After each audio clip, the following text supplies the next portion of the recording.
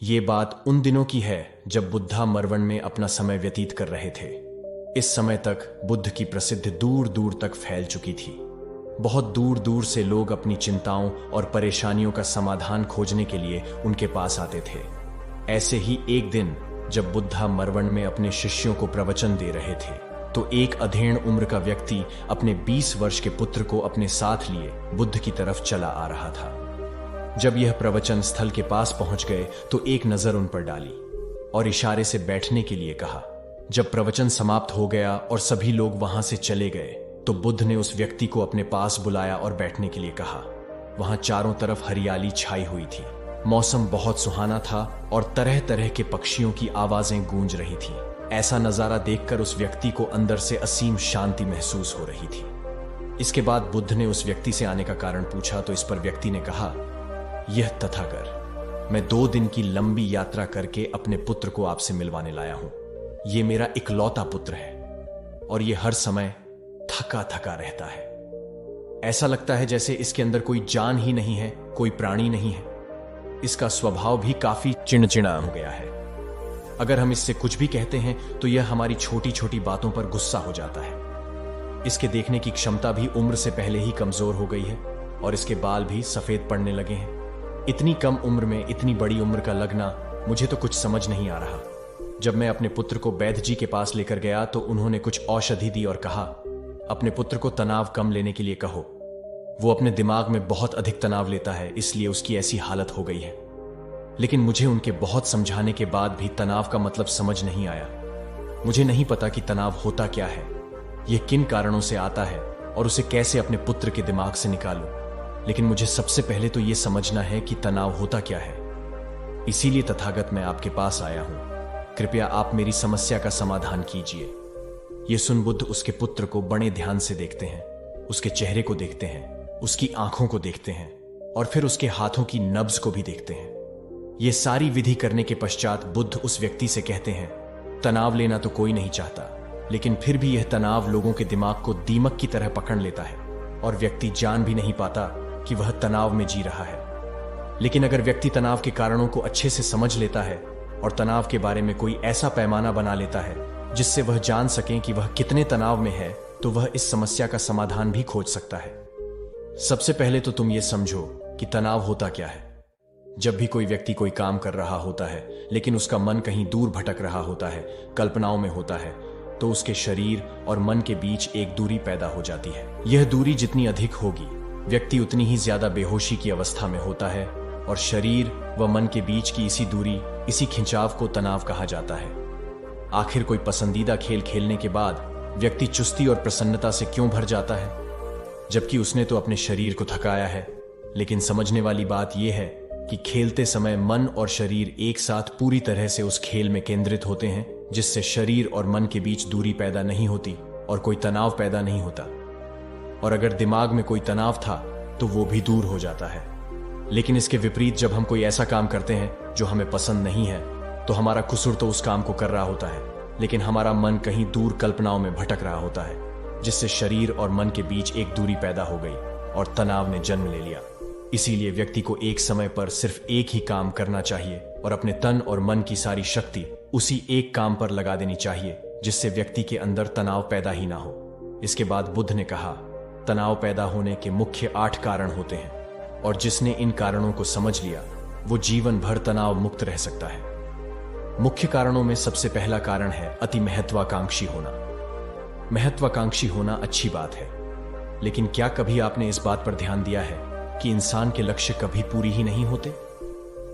उसका एक लक्ष्य पूरा हुआ नहीं कि वह दूसरे की तरफ भागने लगता है, दूसरा पूरा हुआ तो तीसरे की तरफ, और इस तरीके से वो अपने लक्ष्यों को पाने के लिए जिंदगी भर गोल गोल घूमता रहता है। इसीलिए जो व्यक्ति अति महत्वाकांक्षी होता है, जिसने बड़े बड़े लक्ष्य बनाए होते हैं, वह वर्तमान में कभी नहीं पाता। उसका मन सदैव भविष्य की योजनाएं बनाने में ही व्यस्त रहता है।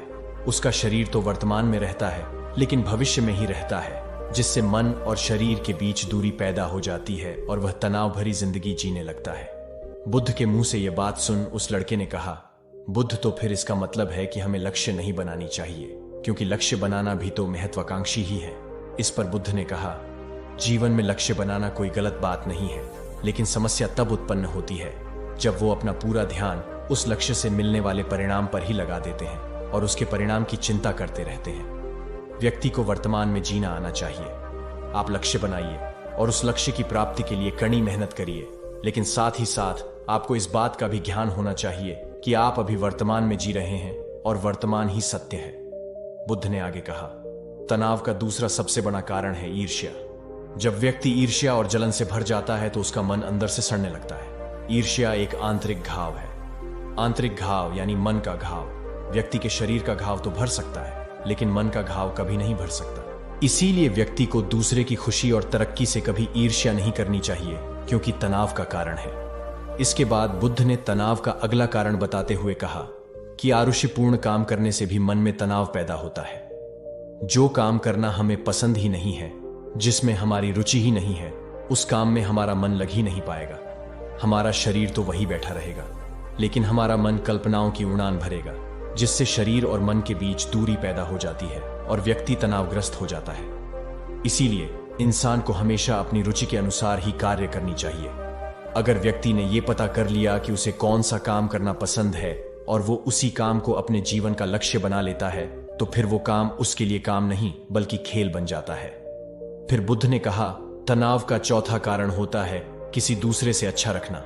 बुद्ध ने उस व्यक्ति की ओर इशारा करते हुए कहा, एक पिता होने के नाते तुम्हारे अपने पुत्र से बहुत सी अपेक्षाएं होंगी कि तुम्हारा पुत्र एक बहुत ही कामयाब इंसान बने, तुम्हारा नाम रोशन करे, जैसा तुम चाहते हो उस तरह का जीवन जिए, तुम्हारी हर बात माने। लेकिन क्या आज तक कभी किसी की सारी अपेक्षाएं पूरी हुई है? जब भी कोई व्यक्ति किसी दूसरे से कोई अपेक्षा रखने लगता है तो वो अनजाने में अपने लिए तनाव पैदा करने लगता है। जरा सोचो कि अगर तुम्हारा बेटा तुम्हारे अनुसार काम नहीं कर रहा और वो नहीं बन पा रहा जो तुम उसे बनाना चाहते हो, तो निश्चित रूप से तुम्हारे दिमाग को तनाव पकड़ लेगा। तुम तनाव से भरा जीवन जीना शुरू कर दोगे और इस तनाव के वश में आकर तुम ऐसा व्यवहार करोगे, ऐसी बातें करोगे कि तुम्हारा अपने पुत्र के साथ संबंध और भी खराब होता चला जाएगा। इसीलिए व्यक्ति को जितना हो सके उतनी कम अपेक्षाएं दूसरों से रखनी चाहिए, और अगर पूरी तरह से तनाव मुक्त रहना है तो दूसरों से अपेक्षा रखना ही बंद कर दो। इसके बाद बुद्ध ने कहा कि शारीरिक कष्ट भी इंसान के तनाव का एक कारण होता है। जब व्यक्ति किसी शारीरिक पीड़ा से गुजर रहा होता है तो उसका पूरा ध्यान बस अपने उस शारीरिक दर्द पर होता है और वो पूरे दिन बस उसी के बारे में सोचता रहता है, जिससे उसका मन दुख के विचारों से भर जाता है और ऐसी स्थिति में व्यक्ति तनावग्रस्त रहने लगता है। यह सुन उस व्यक्ति ने कहा कि हे बुद्ध, शारीरिक दुख तो किसी भी व्यक्ति को हो सकता है, तो फिर क्या हुआ? व्यक्ति जीवन भर तनाव में ही जिएगा? इसका जवाब देते हुए बुद्ध ने कहा कि इंसान को यह बात समझनी चाहिए कि हमारा जीवन दुखों का आधार है। जैसे जैसे हमारा जीवन आगे बढ़ता है, इसमें दुख आते हैं, बीमारियां आती हैं और फिर अंत में मृत्यु भी आती है। तो बीमारियां इंसान के जीवन का अभिन्न अंग है, कोई इनसे बच नहीं सकता।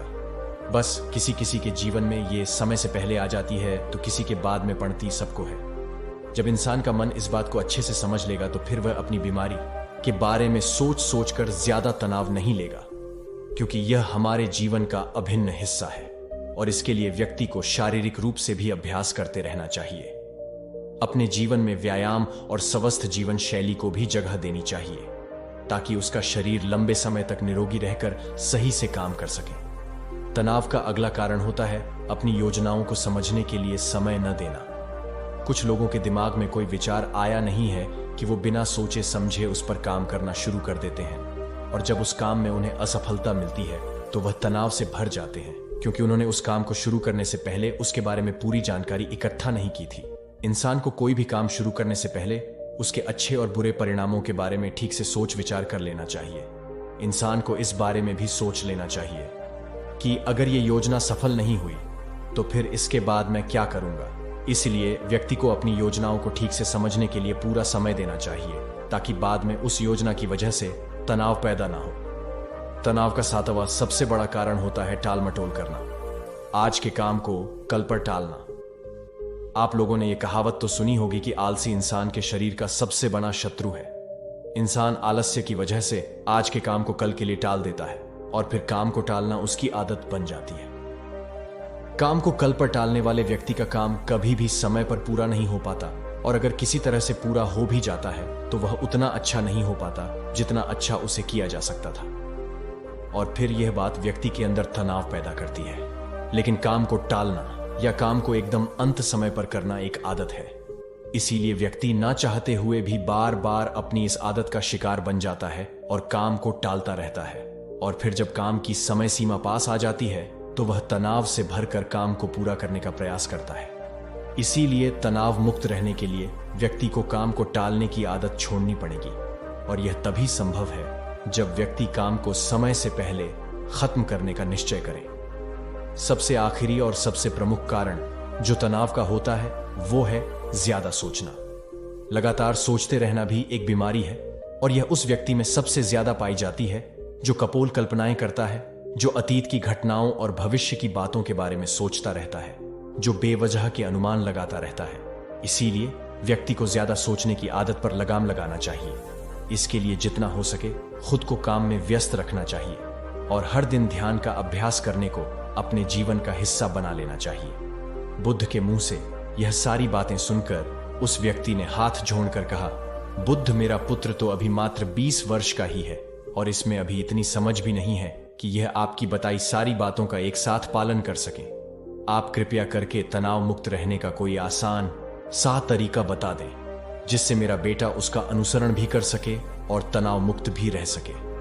उस व्यक्ति की यह प्रार्थना सुन बुद्ध ने कुछ सोचते हुए जवाब दिया, अगर तुम इतनी सारी बातों का पालन नहीं कर सकते तो इसके लिए एक बहुत ही आसान विधि है। तुम एक बार में एक काम को करने पर ध्यान लगाओ कि काम कर रहे हो।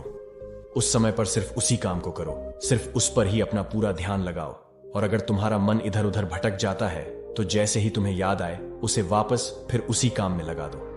यह सबसे आसान और अच्छा तरीका है तनाव मुक्त रहने का। जब तुम भोजन करो तो उस समय सिर्फ भोजन ही करो, उसके पूरे स्वाद का आनंद लो, उसे अनुभव करो। जब चलो तो अपना पूरा ध्यान सिर्फ चलने लगा दो। इससे तुम्हारा मन और तुम्हारा शरीर दोनों एक जगह पर केंद्रित रहेंगे। दोनों के बीच दूरी पैदा नहीं होगी जो कि तनाव का मुख्य कारण होती है। दोस्तों, आज की युवा पीढ़ी ही एक ही समय पर 2-2, 3-3 काम करने के आदी हो चुकी है। जैसे फोन पर बात करते हुए गाड़ी चलाना, खाना खाते हुए टीवी देखना, ये फोन चलाना, और फिर इनकी शिकायत रहती है कि मैं तनाव में जी रहा हूं, मेरा मन शांत रहता है, मैं चिड़चिड़ा सा हो गया हूं। जब कोई व्यक्ति एक ही समय पर 3-3 काम करेगा तो तनाव पैदा होना तो स्वाभाविक है, क्योंकि दिमाग तो एक समय पर पूरा ध्यान लगाकर सिर्फ एक ही काम कर सकता है। पूर्ण रूप से एक ही समय पर 2 कामों पर ध्यान कभी नहीं लग सकता। इसीलिए जहां तक संभव हो सके एक समय पर सिर्फ एक ही काम करने का प्रयास करें, वो भी पूरे ध्यान के साथ। दोस्तों, आशा करता हूं कि आपको इस स्टोरीज से काफी कुछ सीखने को मिला होगा।